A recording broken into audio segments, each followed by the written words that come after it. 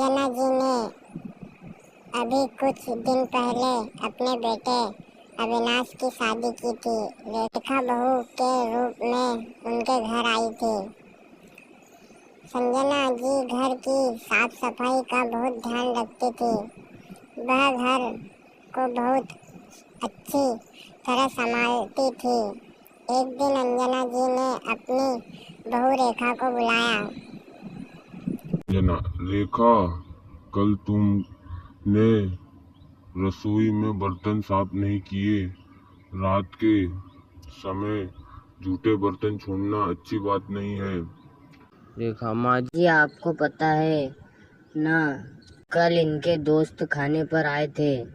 खाना बनाते बनाते मैं इतना थक गई कि खाना खाकर सीधा सोने चली गई। अंजना, अगर ऐसा था तो मुझे से कह देती, मैं बर्तन साफ कर देती। रेखा, वहाँ मेहमानों के सामने आपसे कहती बर्तन साफ करने को तो सबके सामने मेरी क्या इज्जत रहती। यह तो आपको खुद देख लेना चाहिए था।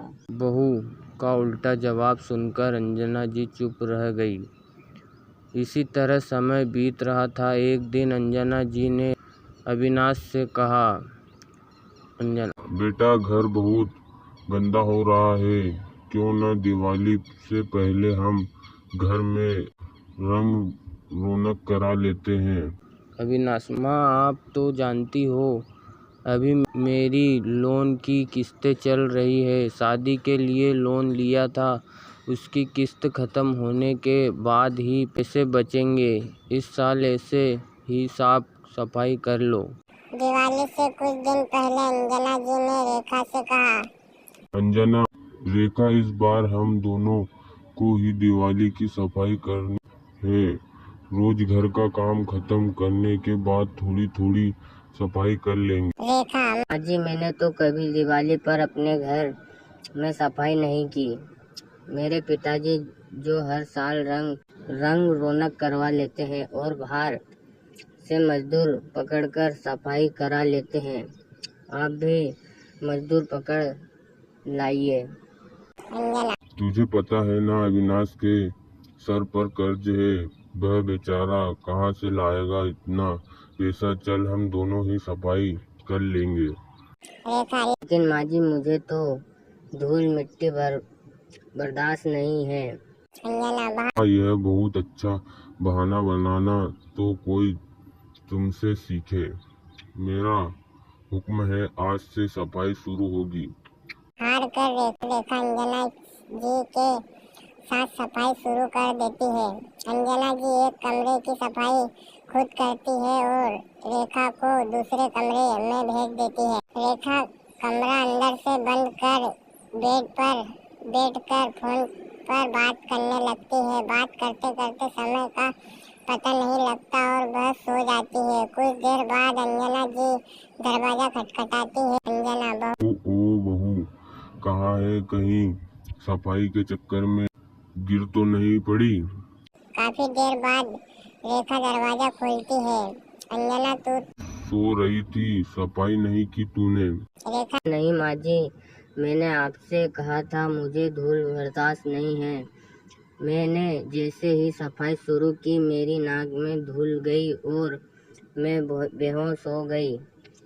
अभी आपने दरवाजा खटखटाया तो मुझे होश आया। रेखा, ये कामचोरी मैं खूब समझती हूँ। जरा सी धूल से कोई बेहोश नहीं हो जाता।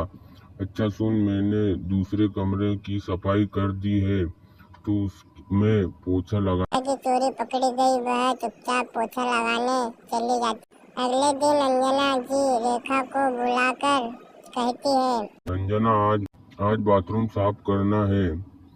तुम बाथरूम की सफाई, टाइल्स को अच्छे से साफ कर। मैं बाहर ड्राइंग रूम साफ कर देती हूँ। वैसे भी तुझे धूल से एलर्जी है। रेखा चुपचाप बाथरूम साफ करने चली जाती है। कुछ देर बाद रेखा फर्श पर साबुन का पानी गिराकर लेट जाती है और चिल्लाने लगती है। रेखा, माँ जी, मैं गिर गई, मुझे बचाओ। अंजना जी। जाकर देखती है रेखा फर्श पर पड़ी थी। अंजना, हे भगवान, अब क्या हुआ?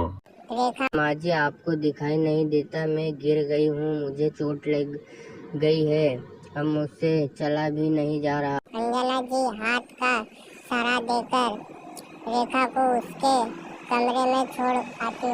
शाम को अविनाश आता है तो रेखा उससे कहती, रेखा, सुनो जी, सफाई के चक्कर में मैं गिर गई, अब मुझसे काम नहीं होगा। अपनी माँ से कहा वह सफाई छोड़कर घर का काम संभाल ले।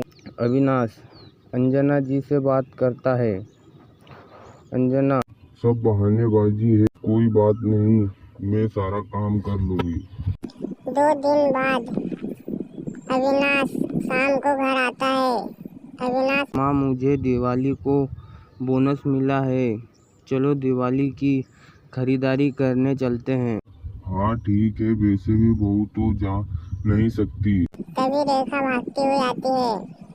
रेखा, माँ जी, मैं भी चलूंगी, मुझे भी बहुत सारा सामान खरीदना है। यह देखकर अविनाश और अंजना जी हंसने लगते हैं। रेखा, माँ जी मुझे माफ कर दीजिए, आगे से मैं आलस छोड़कर सारा काम करूंगी।